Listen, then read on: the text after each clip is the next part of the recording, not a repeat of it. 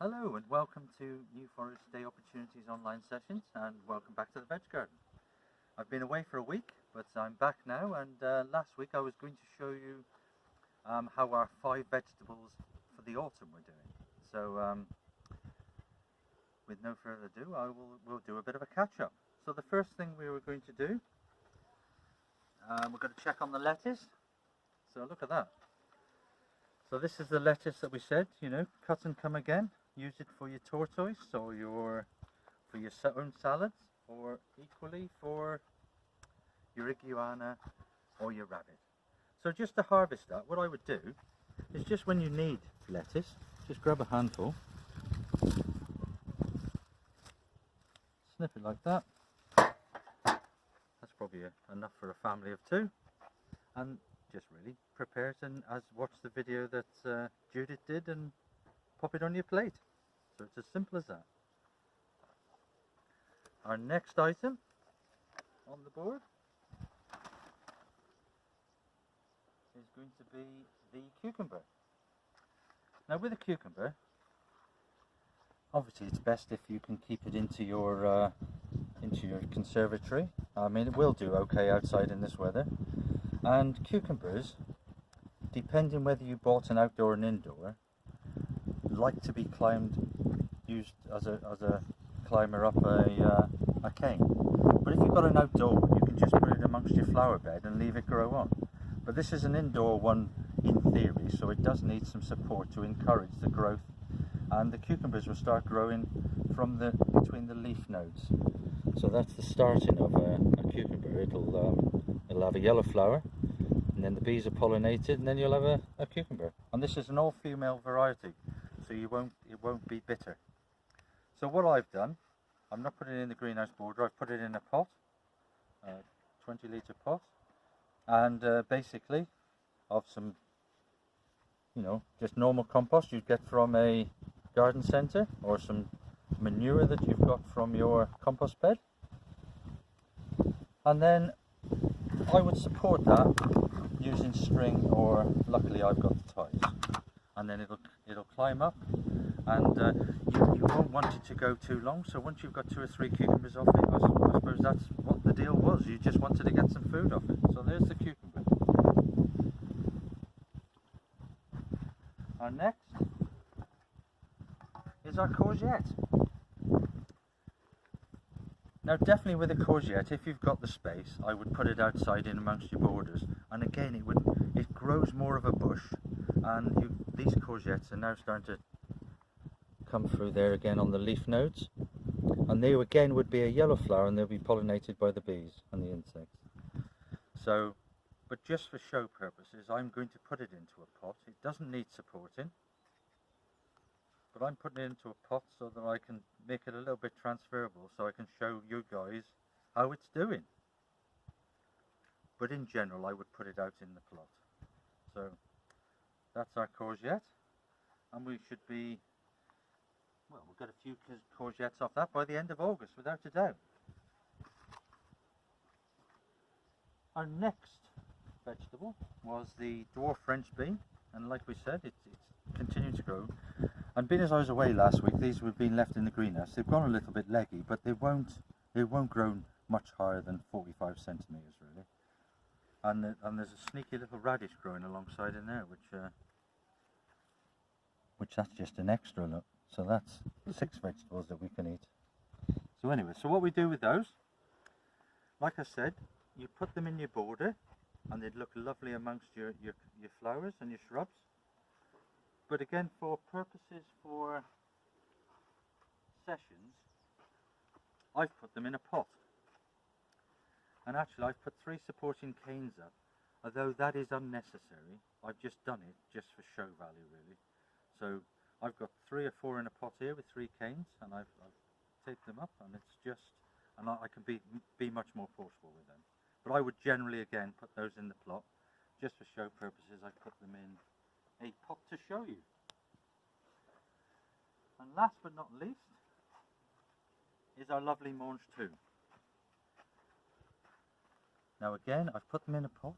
They do like a bit of support, so I've put a wigwam of canes and just put a cable tie around the top. And when they get to the height of that, I'm just going to pinch the growing tips out, so it'll encourage then flower growth, and you'll get a white flower on that, and they will be pollinated again by the by the peas, and then you'll have lots of mange too, which you'll harvest. Well, you'll just be able to tell when they harvest. It'll just be a flat pea, and be very tasty in your stir fries or in your salads. And I suppose one thing about these is that they need to be protected from pigeons and stuff. I mean, pigeons just love them. So if I just brush them like that, you'd probably get 15 pigeons moving in here with about 5 minutes to eat them. So I'm keeping these quite safe in the greenhouse. In your own place, you can obviously, if I leave them here in the evening, there's nobody here and the pigeons will move in. But at home, you know, you've got your cat and your dog to chase them off. So good luck with them. So that's our 5 vegetables, which we'll keep an eye on for. I'd just like to draw attention to our tomatoes that we've been doing 3 or 4 sessions with. And look at that, the tomatoes are set lovely. And they're a gardener's light. They're looking very healthy. There's no sign of the blight. There's not really a lot you can do if you do get the blight, to be fair, with tomatoes. I mean, if they're outdoor, once they've got the blight, they've got the blight. And it's generally from having 2 evenings of 10 degrees and low and being quite moist. So that draws in the blight spores. But if it happens to your potatoes, and to tell with your potato leaf, if it goes speckledy brown, what you need to do, that's the first sign of the blight. So what you need to do is cut the halms down with a scissors or a secateurs, put them in the waste bin, don't put it in your compost heap. If you have a bonfire, burn them, otherwise put them in a bin and make them disappear. And with that then, the potatoes will be okay. They won't have moved into the potatoes, so they should be okay to eat still. And what I'm going to show you now is some of the vegetables that some of you have started growing. So some of the people we support have arrived back, and some of you will be arriving back over the next month or so, and you'll all be involved. One of your sessions will be in the vegetable garden, growing and harvesting vegetables. So I'm just going to show you a variety of vegetables that we have grown so far with some of the people we supported that have been here already, and I'll show you how to make a veg basket.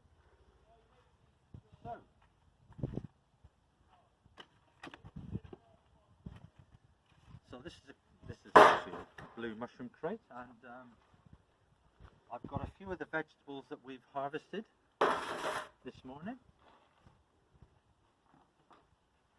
and I'm just going to make a selection of vegetables into the basket for people to purchase and take home. So our first vegetable is the beetroot, and we harvested those this morning, and they look, I mean, delicious. Can't wait to get them out.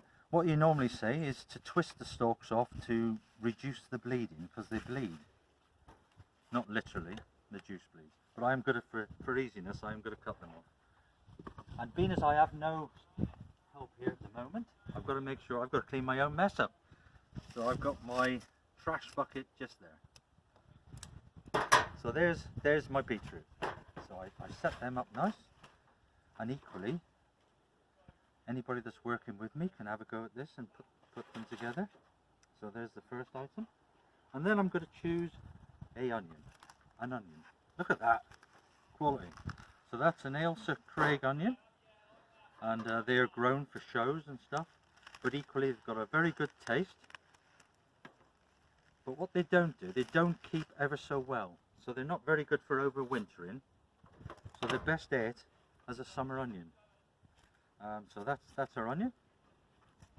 We place that in the corner, and then next, a butternut squash.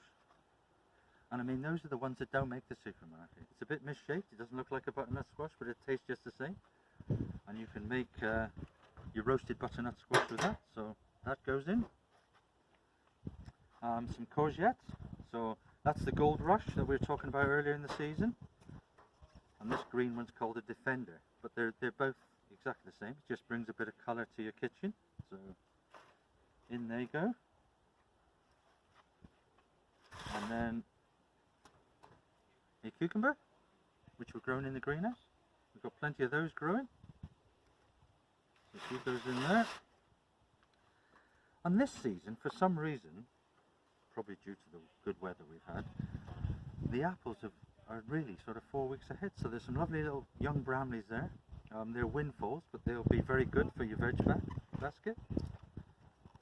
And I see that actually there's blackberries in the hedgerows as well. So pick a few blackberries, peel your apples, apple and blackberry pie all round. And then sweet peppers that we've grown in the greenhouse this year. Look at that, absolute quality. So that goes in. Our tomatoes are done fantastically. We've got so many tomatoes down in our greenhouse, and generally, I mean, they're about 2 weeks ahead as well. So they're going to be full tasting, lovely tomatoes. They're going to be nothing like it. So in they go. What else have I got around the place? There's a couple more young courgettes. They can go in. And of course you can use the flowers if you wanted to. You could stuff them full of cheese, cover them in batter and deep fry them. Acquired taste, I'm sure. But all you budding chefs out there, because that's what you've been doing while we've been locked down. People have been able to cook. Lots of people have been gardening. And lots of people are doing DIY. Just be very careful. So next, our carrots. So we're not biased here. We've got dodgy looking carrots and very good carrots. But they're all going to taste the same and they're all going to taste lovely. So they're all fresh carrots. So we lay them in the basket. And really it's all about the design as well. We want to make the basket, you want to look at the basket and say, I want that basket. And that's what we're teaching our people to do. To make it look presentable and lovely. And people will be able to buy it and take it home and have some lovely fresh vegetables. We've also got a corn on the cob. That's equally a bit earlier.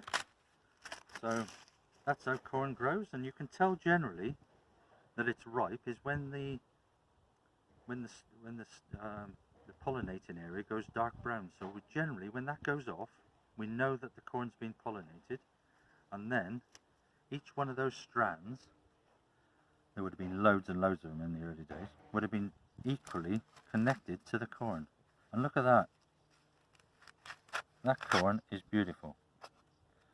And you can eat that raw, or you can slightly steam it, have some butter on it, but it's going to taste absolutely gorgeous. So there's a corn. What else have we got? Oh, some broccoli. I mean, we picked up this morning. It's a bit warm, and but it just goes to show how fresh that is. So you put that in some cold water when you get home, and it'll revitalize it, and it'll be ready for steaming. So that's in there. And we've got more French beans than France. So lots of lovely French beans, so we can put some of those on the top like that. And we can also add some runner beans. So some lovely runner beans there. Now look at that. How presentable is that? If anybody wants a box and are close and easy to get hold of one, we're selling these up now for £5 a basket. And if you've got any of these blue trays, we'd be massively grateful if anybody's got any of these blue trays. So that's our lovely veg basket. And the final thing is that the people that we support have been able to get some cut flowers and make some bouquets up. And yesterday they made lots of lovely bouquets, individual bouquets for themselves and for their staff and their carers. And they put two lovely ones together this morning, which I'll show you now. And the first one is a gladioli bouquet, and with some asparagus fern, and that's all grown in our vegetable garden, which is absolutely beautiful. And then the alternative is our dahlia one. So that's just a lovely dahlia bouquet.